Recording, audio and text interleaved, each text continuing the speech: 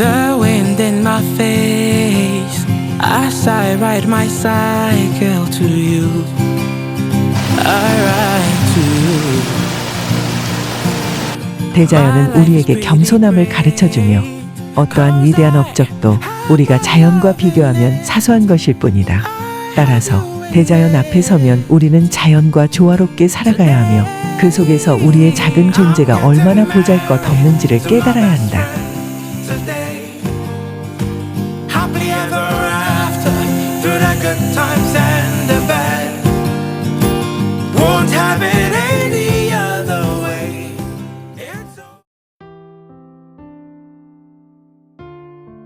앙헬 폭포는 베네수엘라 볼리바르 주의 카나이마 국립공원에 있는 폭포이다. 엔젤 폭포라고도 한다.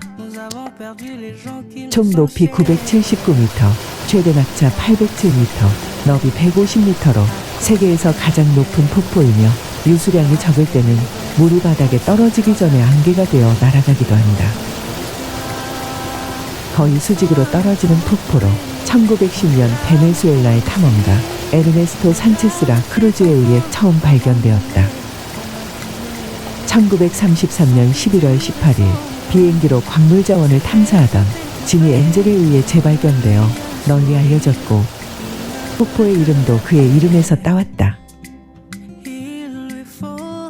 카나이마 국립공원은 1994년 유네스코 세계유산에 등재되었으며 수많은 테푸이와 그 중에서 가장 유명한 로라이마 테푸이도 있는 곳이다. 앙헬 폭포, 즉 엔젤 폭포는 아오얀 테푸이 산의 정상에서 수직으로 떨어지는 폭포이다. 테푸이는 남아메리카 북부 베네수엘라, 브라질, 가이아나의 국경지대에 있는 정상부가 평평한 산을 가리키는 말이다. 고도는 1000m에서 3000m로 다양하며 115개 테푸이의 면적을 모두 합칠 경우 대략 5000평방킬로미터이다. 테푸이들은 서로 연결되지 않고 떨어져 있어 각각의 테푸이에는 고유한 식물종과 동물종들이 서식한다. 테푸이는 주로 성캄브리아 시대 사암으로 구성되어 있으며 정글 한가운데에서 갑자기 솟아난 모습이다. 아오얀 테푸이는 세상에서 가장 높은 폭포인 앙헬 폭포의 수원지이다. 테푸이 고원은 지면에 위치한 밀림과 완전히 분리되어 있기 때문에 생태학적 섬의 형태를 띈다. 테푸이는 높은 고도로 인해 지면 밀림과 기후가 다르다. 고원은 서늘한 기온과 잦은 강수가 나타나지만 산의 기반지대는 기온이 높고 다습한 열대 기후가 나타난다. 테푸이 고원은 가파른 절벽으로 다른 세상과 단절되어 있으며 이로 인해 동물군과 식물군은 지난 긴 세월 동안 진화를 통해 고유한 특징을 나타내게 되었다.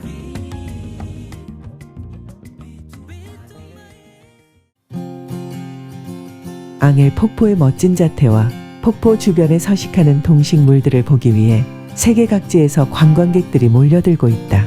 이 폭포 주변에는 다양한 열대 동식물이 서식한다. 큰 개미알기는 몸 길이는 1m 80cm에서 2m 이상까지 길다. 꼬리 길이 65에서 90cm, 몸무게는 최대 68kg까지 나간다. 시력과 청각이 안 좋지만 후각은 대단히 발달하여 사람의 40배 이상이라고 한다. 나무늘보나 다른 개미알기들과는 달리 대부분의 시간을 땅에서 보낸다. 팜파스와 열대 우림 양쪽에서 모두 살아갈 수 있는 동물로 개미와 흰개미를 주로 먹는 것으로 잘 알려져 있다. 큰 개미알기는 1년 내내 짝짓기가 가능하며 임신 기간은 190일이다. 새끼는 태어난 직후에는 6일간 눈을 뜰 수 없고 몸무게가 약 1.4kg이며 성체가 되기까지 2.5에서 4년 정도가 필요하다. 봄에 한 배에 한 마리의 새끼를 낳으며 새끼를 데리고 있는 어미를 제외하고 모두 단독으로 생활한다. 어미는 새끼를 등에 얹고 걸어다니며 잠을 잘 때에는 긴 꼬리털로 몸을 덮는다. 앙헬 폭포 부근에는 다양한 희귀 동물들이 살고 있는데 그 중에 아르마딜로가 있다. As I ride my cycle 아르마딜로는 구속 20종이 알려져 있으며 생김새의 가장 큰 특징은 몸은 골질의 등딱지로 덮여 있다. 몸을 움직일 수 있게 등딱지가 띠 모양 또는 판자 모양의 것이 부드러운 피부에 의해 연결되어 있다. 피부나 복부에는 털이 있고 머리는 평평하며 이빨은 작지만 많다. 사진은 짧지만 튼튼한 발톱이 있어 구멍을 파는데 편리하다. 야행성으로서 곤충, 지렁이류, 뱀 등의 동물이나 나무뿌리나 과실 등 식물, 죽은 동물의 고기 등도 잘 먹는다. 한 배에 한 마리에서 8마리의 새끼를 낳으며 새끼의 등딱지는 부드럽지만 성장함에 따라서 굳어진다. 북아메리카 남부지방으로부터 남아메리카의 아르헨티나에 이르는 초원이나 반사막지대에 분포한다. 아웃디 아르마딜로는 체온이 약 섭씨 32도로 낮기 때문에 한센병균이 아르마딜로를 숙주로 이용하며 사람에게도 한센병을 전염시키는 것으로 알려져 있다.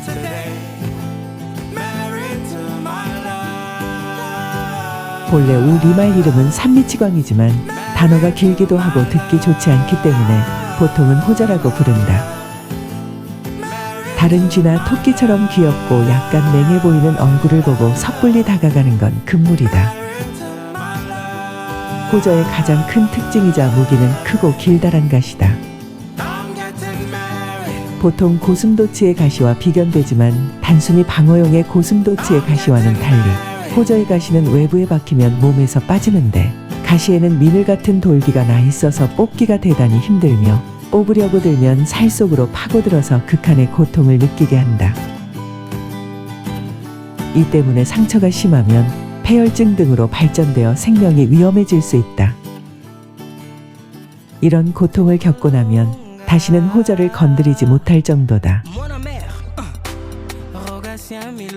성격도 고슴도치보다 사나워서 먼저 본인을 공격하거나 위협하지 않아도 직접 다른 동물들을 습격하기도 한다.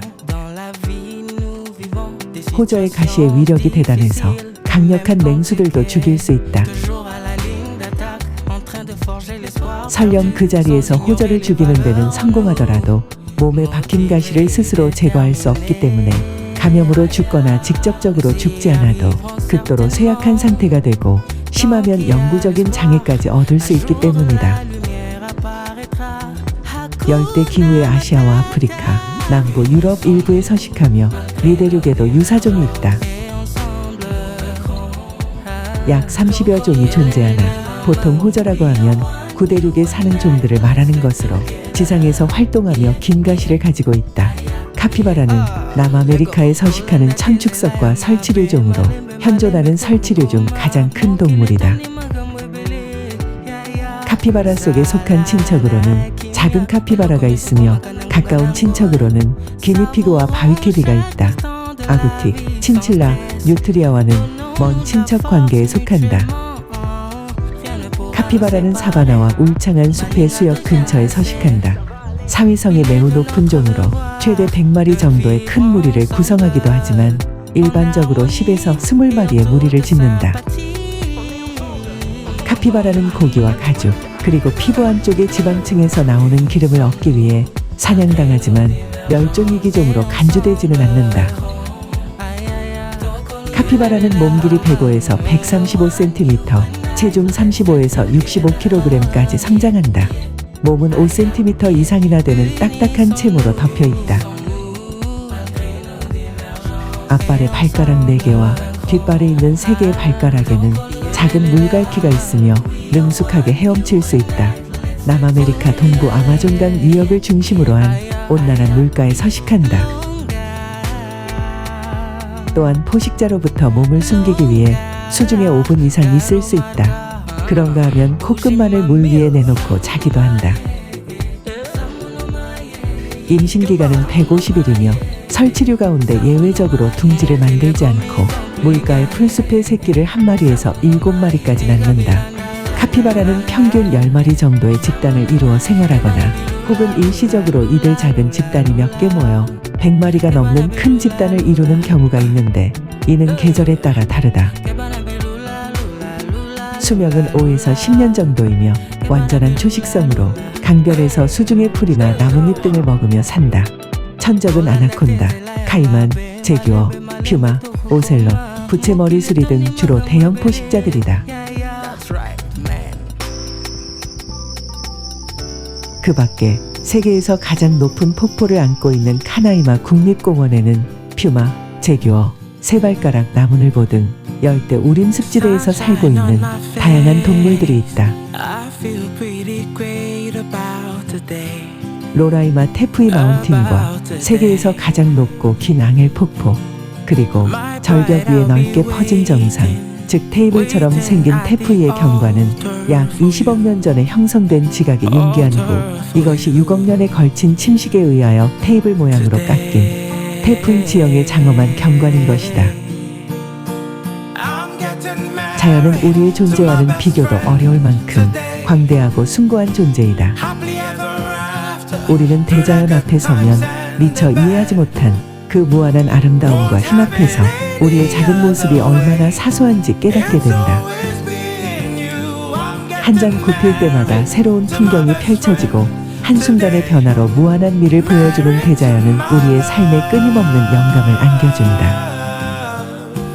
우리는 이러한 자연 속에서 살아가며 그 속에서 배워야 할 가치들이 많다. 대자연은 우리에게 겸손함을 가르쳐주며 어떠한 위대한 업적도 우리가 자연과 비교하면 사소한 것일 뿐이다. 따라서 대자연 앞에 서면 우리는 자연과 조화롭게 살아가야 하며 그 속에서 우리의 작은 존재가 얼마나 보잘것없는지를 깨달아야 한다. 겸손과 감사의 마음을 가지고 대자연을 존중하며 이 아름다운 세계에서 우리는 그 일부로서 삶을 살아가야 한다. Today, I'm getting married to my best friend. Today, happily ever after, through the good times and the bad. Won't have it any other way. It's always been you. I'm getting married to my best friend. Today, married to my. I'm getting married to my best friend today. Happily ever after, through the good times and the bad.